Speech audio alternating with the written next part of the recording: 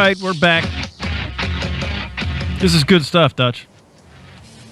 Yeah, I'm loving it, man. A lot of the things that we're aware of, we've seen it, we've heard it, but talking about it still flushes out certain things, and it gives us, it propels us into that next week where we're going to be talking to people, we're going to be dealing with people, because it even reminds us of what's going on, daily in people's lives, and it gives us that energy to keep fighting and keep trying to help people, because we're reminded whenever we do these studies, whenever we talk to each other on this show, it just gives us that boost going into the next day that, you know what, we got to keep pushing.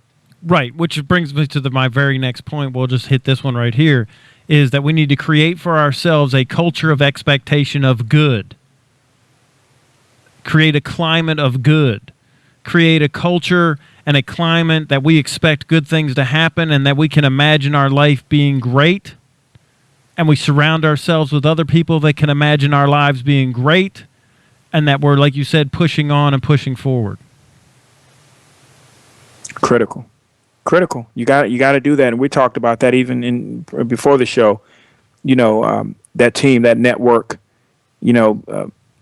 Using that, controlling your environment, setting your environment up in a situation where you're going to be able to do all those things. A lot of times, our environment, the things that we allow to control us, the things that we allow to influence us, already points us in the wrong direction.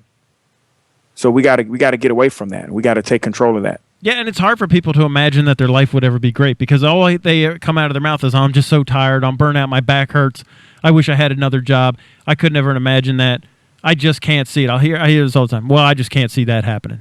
No, this is what we're talking about. If you want to go steel yourself, be resilient, post-traumatic growth, you need to imagine your life being great, because if you can't ever see it being great inside, it'll never be great outside.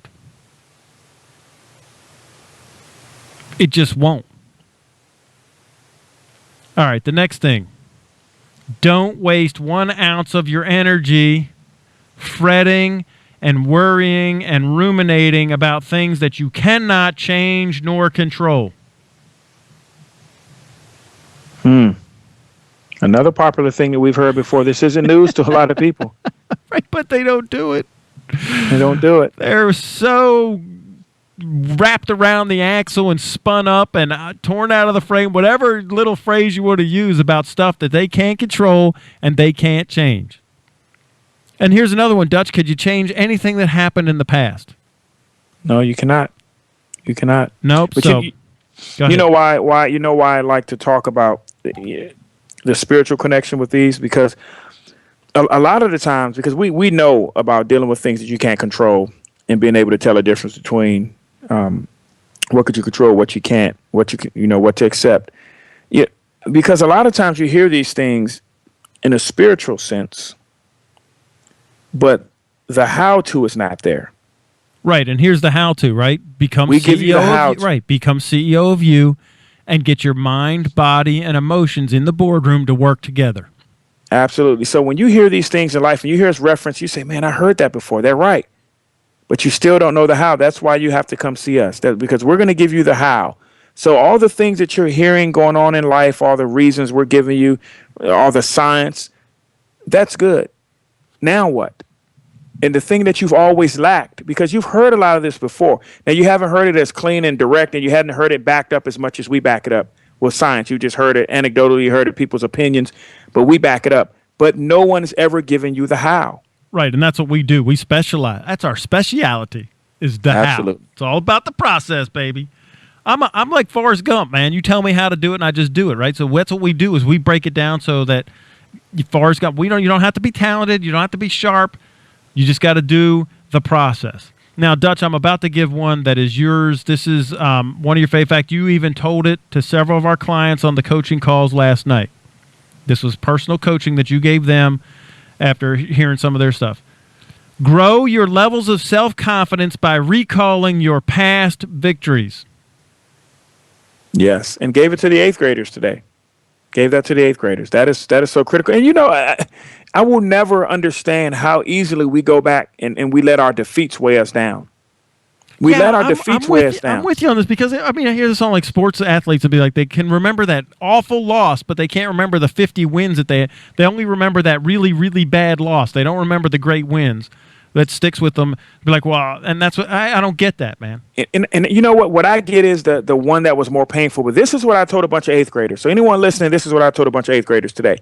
It's okay to recall the defeat when you have a use for it. Now, people a lot of times they say, well, it's the defeats that fuel me, right? It's the defeats that give me that fuel to do the next thing.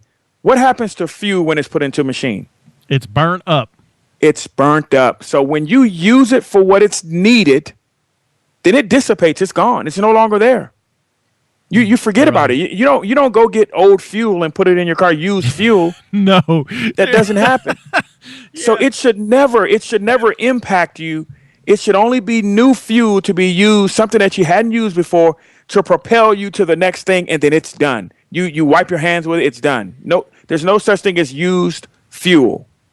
So, and that's what I told a bunch of 8th graders, and they seem to get it. So that's what we do. No longer are we beholden to the failures of the past, unless it's the first time you've accessed it and you're using it to burn. Right, and you know what used fuel is exhaust, man. Right, and exhaust will kill you. You keep sucking that stuff and it'll kill you. Yeah, real fast.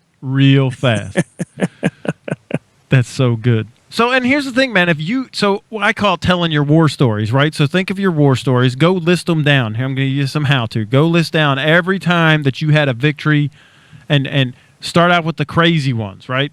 And this is why I love boot camp so much. And this is why I'm so excited for Drew when he goes to the Citadel and for Jack when he goes, because what they're going to go, and all the Citadel grads, they all remember knob year and senior year. They remember their knob year because of war stories. I remember boot camp. I remember, some bad deployments that were just crazy and it was super dangerous and you're just wet and tired and cold and stuff's getting blown up around you. I remember that because they're war stories because I came through them and they're victories. 2 minutes. If you don't have any war stories of your own, then borrow someone else's until you do, because what one man can do, another can do. What one human can do, any human can do. So if, and I would tell my weight loss clients this. I used to be the fat kid in high school. I lost 50 pounds. If I did it, you can do it.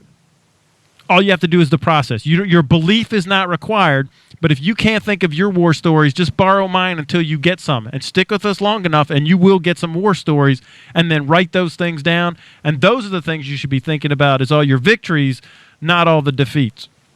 Absolutely. And a lot of people don't realize that they actually have war stories of their own that they can use, but there's this mental block. But I love what Andrew says. Borrow someone else's. Your belief is not necessary. If you cannot recall, if you don't know how to access your own, or you don't have faith in how much you've gone through yourself, if you can't appreciate that for yourself, feel free to borrow Andrew's. Feel free to borrow mine. Feel free to borrow your neighbors. Feel free to do that, because your belief is not required. Nope. 30 seconds. All right, Dutch, the hour's gone. There's more of these things in the book, way more. It's more in depth. We just gave you an overview. If you want to build your armor, get the book. Where can I get the book? You can get the book at GetWarriorTough.com. What up? And you can get the book bundle. You can get it in audio format. You can get it ebook. You can get a paperback. And join the Phalanx, and you'll get a shot of this every week, even bigger than we give you right now. Dutch, peace out, brother. Amen.